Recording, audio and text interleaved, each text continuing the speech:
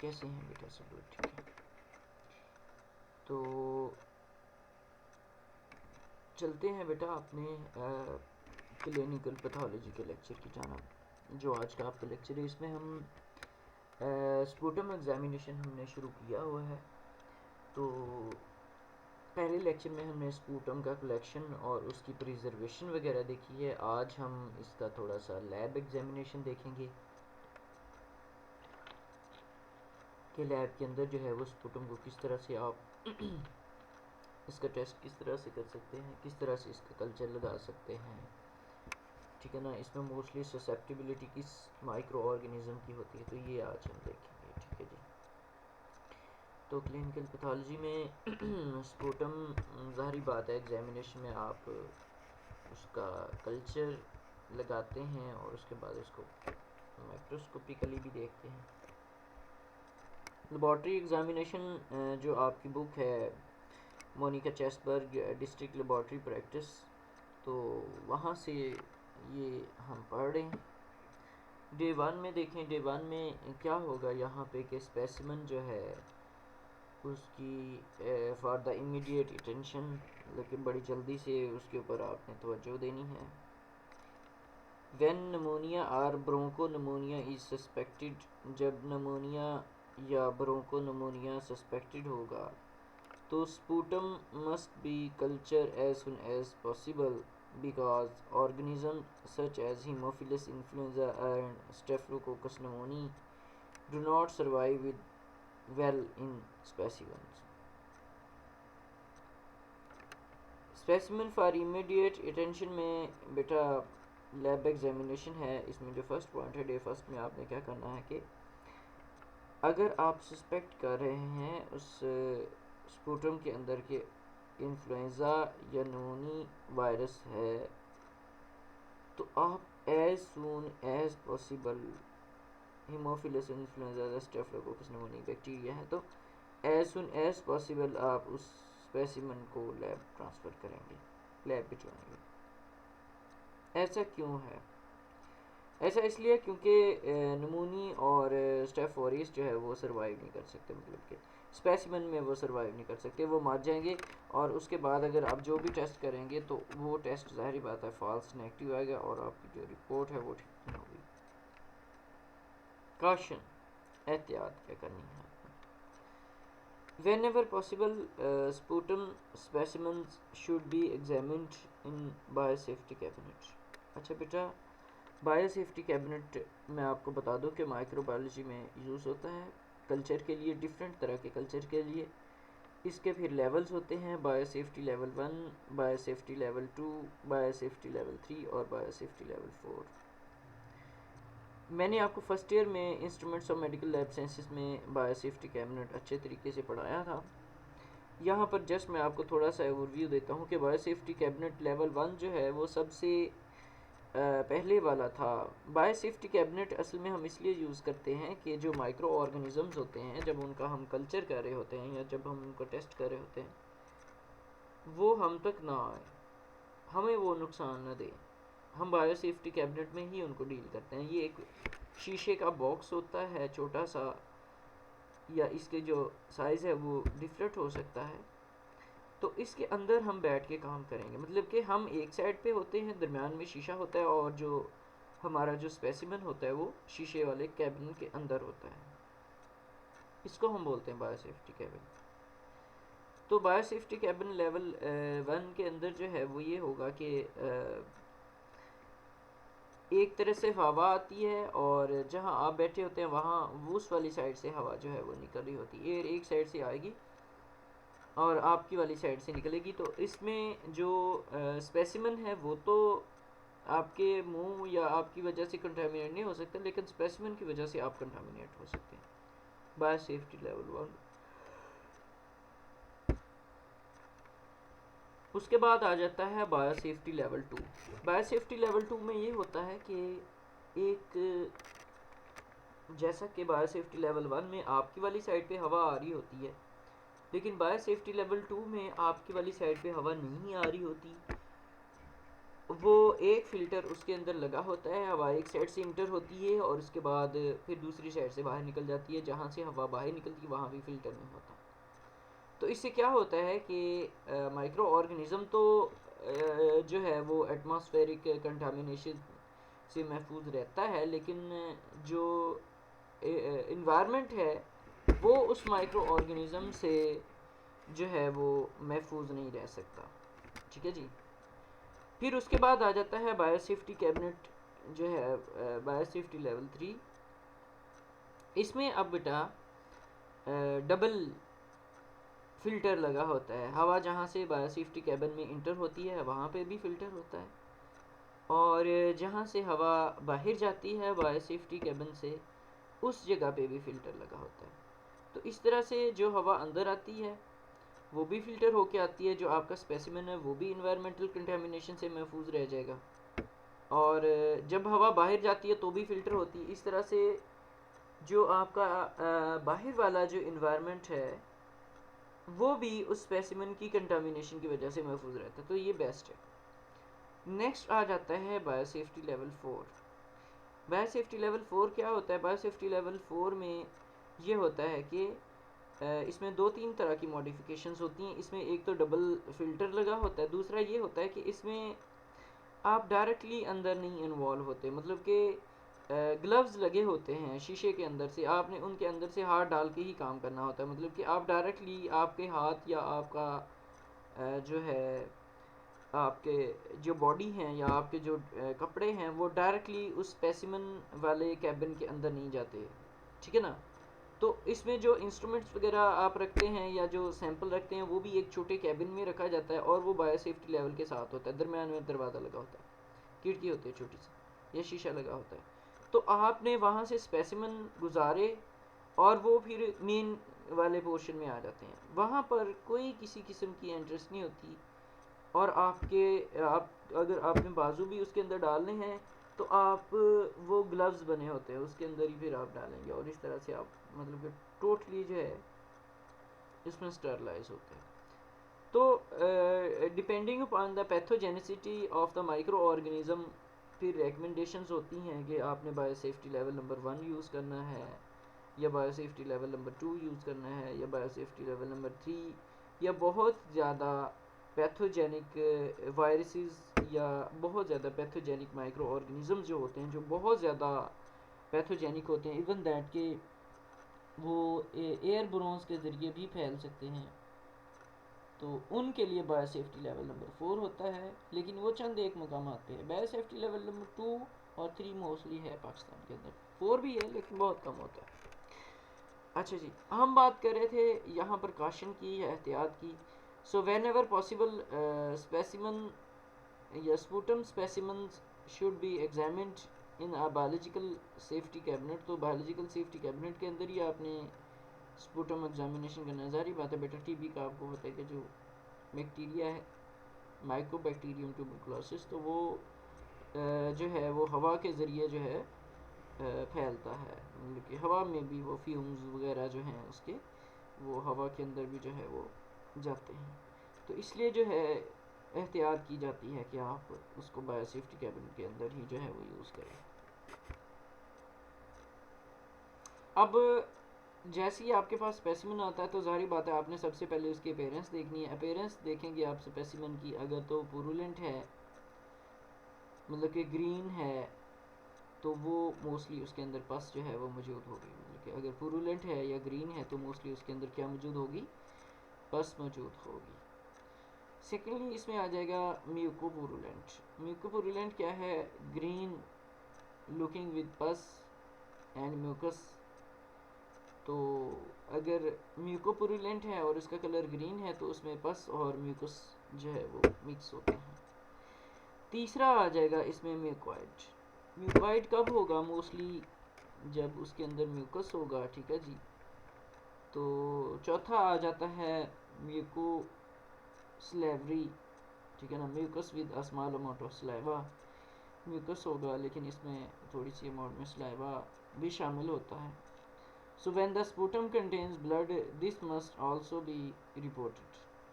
कि जब स्पूटम के अंदर ब्लड होगा तो फिर भी आपने लाजमी तौर पे उसको रिपोर्ट करना है, क्योंकि ये एक सीरियस कंडीशन हो सकती है। तो ये है फिज़िकल अपीयरेंस, जिसमें पुरुलेंट हो सकता है, ग्रीन जो मोस्टली पस होगी, म्यूकोपुरुलेंट हो सकता है, ग्रीन लुकिंग विद पस और म्यूकस, और म्यूकॉइड हो सकता है, मोस्टली म्यूकस, और म्यूको स्लेवरी हो सकता है, mucus with small amount of saliva. उसके बाद है unsuitable sputum specimens. Unsuitable sputum specimens कौन कौन से हैं? देखें, when the sputum is mostly saliva. अब आपने स्पूटम को कब अनसूटेबल करार देना है? जब उसमें बहुत ज़्यादा अमाउंट में स्लाइवा जो है वो मौजूद होगा। आपने उस स्पूटम को लेबल कर देना है as unsuitable for the microbiological investigation and request for another specimen, और फिर आपने एक नए स्पेसिमेन के लिए जो है वो रिक्वेस्ट जो है वो देनी है। ठीक है जी। फिर इसमें नोट देखें, note before culturing sputum culture करने से पहले many laboratories examine a wet preparation of fried field stain. तो कहता है कि स्पूटम को कल्चर करने से पहले बहुत ज़्यादा जो लेबॉर्ट्रीज हैं वो एक वेट प्रिपरेशन देती हैं फील्ड स्टेन की। फील्ड स्टेन स्मेयर को जो है वो देखती हैं माइक्रोस्कोपिकली, और फॉर सेल्स, मतलब कि जो सेल्स होते हैं उनको देखने के लिए फील्ड स्टेन देती हैं। इसके अलावा देखें, when large number of squamous epithelial cells often covered with bacteria, जब आपको बहुत ज़्यादा अमाउंट में स्कैमस एपिथेलियल सेल नज़र आए जो ज़्यादातर कवर्ड होते हैं बैक्टीरिया से, are present and only a few or no pus or macrophage cell, जब उसमें बहुत कम या फिर कोई भी पस सेल या माइक्रोफेज नज़र नहीं आता, तो this indicates that the specimen is unsuitable for culture. ये भी यही इंडिकेट करता है कि जो स्पेसिमेन है वो अनसूटेबल है कल्चर के लिए। ठीक है जी। उसके बाद बेटा है माइक्रोस्कोपिक एग्जामिनेशन। सो माइक्रोस्कोपिक एग्जामिनेशन में सबसे पहले आप फिर उसको ग्राम स्टेनिंग करेंगे। ग्राम स्टेनिंग कैसे है कि using a piece of stick, आपने वही स्टिक का एक पीस लेना है, ट्रांसफ़र करना है पुरुलेंट पार्ट को, जो स्पूटम का जो पुरुलेंट पार्ट है उसको ट्रांसफ़र कर एक ग्लास स्लाइड के ऊपर, और एक थिन स्मेयर इसका एक बना लेना है। उसके बाद क्या करेंगे, allow the smear to air dry in the safe place. फिर उस जो है स्मेयर को आपने एयर ड्राई करना है सेफ प्लेस के ऊपर, और उसके बाद क्या करना है, fix the stain by Gram technique. तो फिर आपने उस जो है वो स्टेन को फिक्स करना है, और then examine the smear for pus. फिर उस पस स्मेयर को पस के लिए एग्जामिन करेंगे, पस सेल्स के लिए, और इसमें ख़ास तौर पे आपने बैक्टीरिया को देखना है। फिर उसके बाद देखें, look specially among the pus cells for, आपने स्पेशली पस सेल्स किसके लिए देखने, ग्राम पॉजिटिव डिप्लोकोकाई, ठीक है ना, capsulated that could be staphylococcus pneumonia. So इसमें आपने ग्राम पॉजिटिव डिप्लोकोकाई देखने हैं कैप्सुलेटेड, जो कि हो सकते हैं staphylococcus pneumonia. The microorganisms, however, are not often seen and can be difficult to differentiate from the normal microbial flora। कहते हैं कि माइक्रो ऑर्गेनिज्म जो है वो आमतौर पे नहीं नज़र आते, और ये मुश्किल होता है कि हम उनको नॉर्मल माइक्रोबियल फ्लोरा से अलग करें। तो इसमें देखें, ग्राम पॉजिटिव कोकाई कैसे होंगे। ग्राम पॉजिटिव कोकाई जो हैं वो ग्रुप्स की सूरत में होते हैं, और वो स्टेफ ऑरियस भी हो सकते हैं, लेकिन आमतौर पे ये नज़र नहीं आते। ग्राम नेगेटिव रॉड्स कौन से होंगे, ग्राम नेगेटिव रॉड जो हैं वो कोको बेसिलाई हो सकते हैं, जो कि हीमोफिलस इन्फ्लुएंजा, ख़ास तौर पे when there are the predominant organism, मतलब कि जब हीमोफिलस इन्फ्लुएंजा होगा तो कोको बेसिलाई या ग्राम नेगेटिव रॉड्स आपको नज़र आएंगे। फिर ग्राम नेगेटिव कैप्सुलेटेड रॉड्स कब नज़र आएंगे, gram negative capsulated rods that could be klebsiella pneumonia but not often seen, ये भी आपको आमतौर पे नज़र नहीं आएंगे। अगर नज़र आएंगे तो फिर आपको वो क्लेब्सियला नमूनी की सूरत में ही होंगे। नेक्स्ट बेटा है gram negative diplococci. Gram negative diplococci क्या है? Gram negative diplococci in and between the pus cells that could be, इसमें कैथेरलिस हो सकता है, ठीक है ना। So gram stain smear of sputum must be reported with caution. Gram stain smear को आपने कॉशन के साथ रिपोर्ट करना है। कोकाई आपने रिपोर्ट कर दिया, डिप्लोकोकाई, स्ट्रेप्टोकोकाई, स्टेफलोकोकाई, रॉड्स, ठीक है ना, may be seen in the normal sputum because these micro organisms form the part of the normal microbial flora of the upper respiratory tract. अच्छा बेटा, नॉर्मल माइक्रोबियल फ्लोरा से मुराद ये होता है कि फ्लोरा से मुराद ये होता है, नॉर्मल फ्लोरा ये होता है कि जो माइक्रो ऑर्गेनिजम्स आपकी बॉडी में नॉर्मल हालत में मौजूद होते हैं। बहुत सारे ऐसे माइक्रो ऑर्गेनिजम्स हैं या बहुत सारे बैक्टीरिया हैं जो आपकी बॉडी में नॉर्मली आपकी बॉडी की सरफेस के ऊपर मौजूद होते हैं या आपकी बॉडी के अंदर जो है स्टमक के अंदर या इंटेस्टाइन के अंदर मौजूद होते हैं एज अ नॉर्मल फ्लोरा। तो आपकी बॉडी के अंदर रहते हैं और वो जो है वो फ़ायदा भी देते हैं, उसमें कुछ नुकसान भी देते हैं, वो होते हैं। तो वो ये कह रहा है कि आमतौर पे आपको स्पूटम के अंदर कोकाई भी नज़र आ सकते हैं, डिप्लोकोकाई भी नज़र आ सकते हैं, स्ट्रेप्टोकोकाई भी नज़र आ सकते हैं, क्योंकि ये नॉर्मल फ्लोरा है। आपके अपर रेस्पिरेटरी ट्रैक्ट का जो है ये नॉर्मल फ्लोरा है। ये आप अब यहाँ पर तस्वीर जो है ये थोड़ी सी देख सकते हैं। देखें, good quality of the sputum showing the pus sales, इसमें गुड क्वालिटी वाला ये है और पोअर क्वालिटी वाला ये है। अगर आप स्क्वैमस एपिथेलियल सेल्स है देखेंगे तो so in a health centre for dispatch to a microbial laboratory. अगर आपने किसी हेल्थ सेंटर को अपना जो स्पूटम का कल्चर है या स्पूटम का जो स्पेसिमन है वो अगर आपने भेजना है, डिस्पैच का मतलब होता है कि आपने इधर से पैक करके अगर किसी दूसरी जगह पे भेजना है, तो फिर आपको कौन कौन सी एहतियातें करनी पड़ेगी वो ज़रा देख लें। इसमें सबसे पहले जो है वो collect the sputum in a container supplied by the microbiology laboratory, ठीक है ना। तो आपने क्या करना है कि स्पूटम को एक कंटेनर में रखना है जिसको जो कि माइक्रोबायोलॉजिकल जो लेबॉरेटरी है जो उन्होंने जो आपको दिया है उसके अंदर। फॉलो द टेक्निक, आपने उस टेक्निक को फॉलो करना है जो आपने पिछले प्रीवियस लेक्चर में भी डिस्कस की है कि किस तरह से आपने जो है वो स्पूटम को कंटेनर के अंदर डालना है और किस तरह से आपने इसको बंद करना है और किस तरह से आपने अगर 24 रखना है तो फ्रिज के अंदर रखना है या जिपर के अंदर बंद करके रखना है। तो follow the techniques and observe the precautions, techniques को आपने फॉलो करना है और प्रिकॉशंस को आपने ऑब्जर्व करना है जो कि हॉस्पिटल कलेक्शन स्पूटम की तरफ से आपको बताई गई। सेकेंडली क्या करना है, to ensure that the survival of pathogen such as staph pneumoniae and H influenza, transfer the purulent part of the sputum to a cotton wool swab and insert a container of Ames transport medium labeled container using the lead pencil। तो अगर आपने उन micro organisms को ज़िंदा, ज़ाहिर बात है आप भेजना चाह रहे हैं सर्वाइवल उनके लिए, तो आप फिर उसको ख़ास तौर का जो कंटेनर है मीडिया ट्रांसपोर्ट कंटेनर है उसके अंदर आपने भेजना है एमीज ट्रांसपोर्ट मीडियम के अंदर, और उसके ऊपर आप लेबल कर देंगे लेड पेंसिल के साथ, पता चलेगा ये जहाँ स्पूटम का स्पेसिमेन है। नेक्स्ट इसमें देखें, send the sputum specimen and swab with request form to reach the microbiology lab within the 6 hours। आपका जो स्पेसिमेन है वो माइक्रोबायोलॉजी लैब में 6 घंटे के अंदर अंदर पहुंच जाना चाहिए। और ये नहीं है कि सिर्फ और सिर्फ स्पेसिमेन ही पहुंचा है और उसके साथ कोई हिस्ट्री नहीं है, कोई रिक्वेस्ट फॉर्म नहीं है, तो वो सारी चीज़ें आपने एज पर नीड जो है उसके साथ भेजनी है। फिर है जी Z N stain, acid fast bacilli के लिए।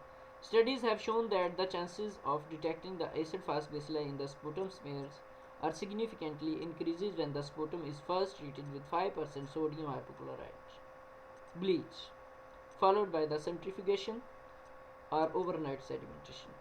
कह रहा है कि हमने ये देखा है कि एसिड फास्ट बेसिलाई अगर आपने उसका स्मेयर बनाना है तो आपको स्पूटम को पहले 5% weight volume by volume sodium hypochloride जो कि ब्लीच है उसके साथ आपने उसको ट्रीट करना है, या तो उसी वक्त ट्रीट करके आप उसको बना लेंगे, या फिर आप उसको पूरी रात के लिए सेंट्रीफ्यूज जो है सेडिमेंट जो है वो करना है, सेडिमेंटेशन उसकी पूरी रात करना है।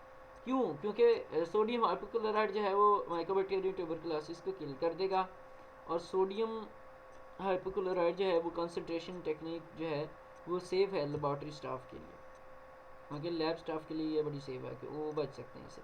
सोडियम हाइपोक्लोराइड ट्रीटेड स्पूटम को आप फिर कल्चर के लिए इस्तेमाल नहीं कर सकते क्योंकि माइक्रो ऑर्गेनिज्म मर जाएगा ब्लीच से। सोडियम हाइपोक्लोराइड सेंट्रीफ्यूगेशन टेक्निक को ज़रा आप देखें।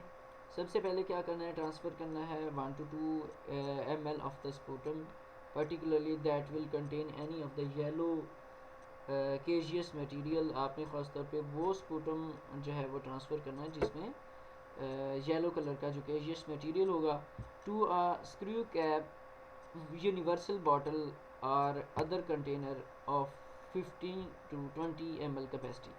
किसके अंदर आपने ये भेजना है, आपने जनाब वो 15 से 20 ml वाली कैपेसिटी वाला यूनिवर्सल बोतल या फिर कोई और बोतल जो सिक्योर टाइट होना चाहिए। काशन क्या है, एहतियात क्या है, often specimen containers with care and at arms length to avoid the inhaling of infectious एरोजल्स।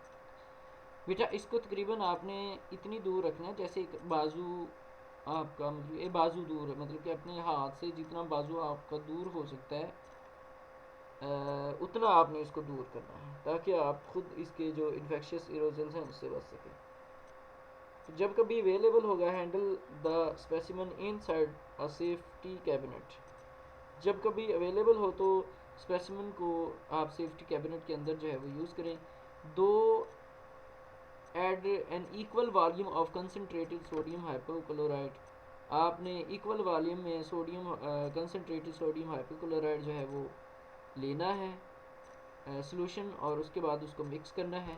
Leave at room temperature, उसको रूम टेम्परेचर पे रख दें 10 से 15 मिनट के लिए। Shaking at intervals to break down the mucus in the sputum. उसको आपने intervals के साथ उसको शेक करना है ताकि जो म्यूकस है स्पूटम के अंदर वो ब्रेक डाउन हो जाए। तो 8 ml आपने डिस्टिल वाटर लेना है, या जब अनअवेलेबल होगा तो फिर बॉयल वाटर भी यूज़ कर सकते हैं आप, या रेन वाटर यूज़ कर सकते हैं आप। उसको अच्छे तरीके से मिक्स करें, सेंट्रीफ्यूज करें 3000 RPM के ऊपर 15 मिनट के लिए, 250 से 100 ग्राम को 20 मिनट के लिए। फिर जेडन स्टेन है, इसमें देखें slide shown that change of detection AFB is in the sputum smears are significantly increased when the sputum is first treated with 5% volume। ये बेटा वही बात आ जाती है। अच्छा इसके बाद देखें when the centrifuge is not equipped to take the universal containers, divide the specimen between the two conical tubes। वो कह रहा है कि जब सेंट्रीफ्यूज जो है वो इक्विप्ड ना हो तो यूनिवर्सल कंटेनर को आपने 2 ट्यूब्स के अंदर जो है वो स्पेसिमेन को 2 ट्यूब्स के अंदर आपने रखना है। When the centrifugation is not possible, leave for sodium hypochloride treated sputum for the sediment overnight. अगर आपके पास वो सेंट्रीफ्यूज नहीं है तो सोडियम हाइपोक्लोराइड से ट्रीटेड सोल्यूशन को स्पूटम को पूरी रात के लिए आपने सेडिमेंट जो है उसके बनाने हैं।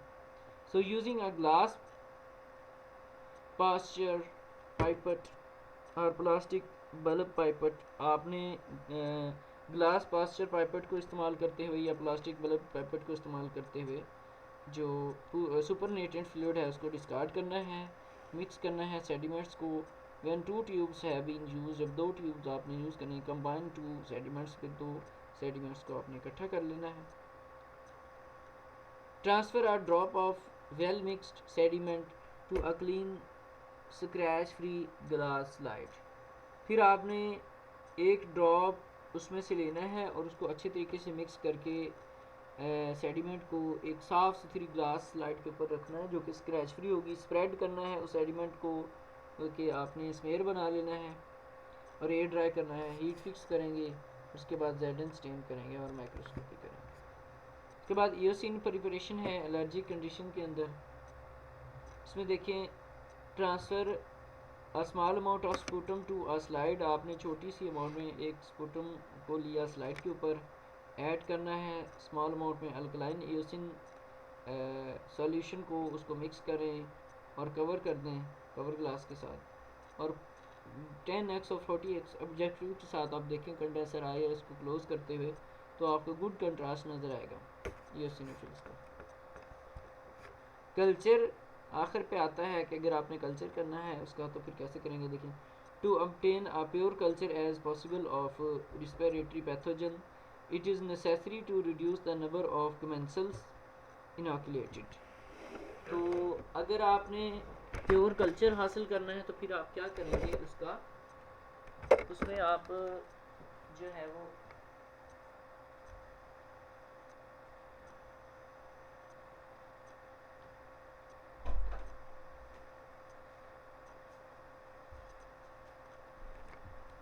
अगर आपने इसका कल्चर बनाना है, to obtain a pure culture as possible of respiratory pathogen, it is necessary to reduce the number of commensals inoculated। Culture अगर आपने लगाना है तो ये आप कोशिश करें कि जो commensals हैं उनकी तादाद कम से कम, बल्कि जो कंटामिनेशन है वो कम से कम हो। ways of reducing commensals numbers include washing the sputum free from the saliva or liquefying and diluting it, उसको liquefy करें या dilute करें।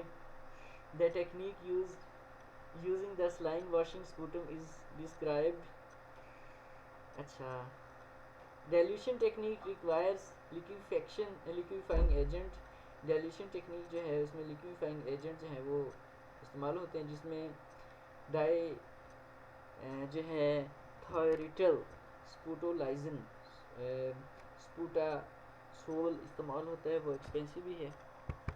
ब्लड एगर और चॉकलेट एगर में आपने कैसे लगाना है, वॉश करें इसको पूरुलेंट को पार्ट को स्पूटम की, और इसको तकरीबन 5 ml स्टीराइल फिजियोलॉजिकल सलाइन के अंदर रखें, फिर इनोकुलेट करें वाश स्पूटम को प्लेट्स के अंदर, ब्लड एगर के अंदर और चॉकलेट एगर के अंदर। इनोकुलेशन टेक्निक जो है इसको इस तरह से यूज़ करें कि जो commensals हैं उनकी तादाद को कम से कम किया जा सके। using the technique to inoculate the whole plate of agar, flame loop in between each spreads, ठीक है ना। so using the technique to inoculate the whole plate of agar, देखिए होल प्लेट ऑफ एगर को आपने अगर inoculate करना है तो फ्लेम लूप आपने करना है हर स्प्रेड के दरम्यान में, मतलब कि जो लूप है उसको आपने स्टेरलाइज करना है, ठीक है ना। या फिर आजकल वैसे भी लूप्स मिल रही है प्लास्टिक की, स्टेरलाइज होती हैं, तो वो आप अलग अलग भी यूज़ कर सकते हैं। This will help to obtain the pure growth of the pathogen to increase in the areas of third and fourth spread.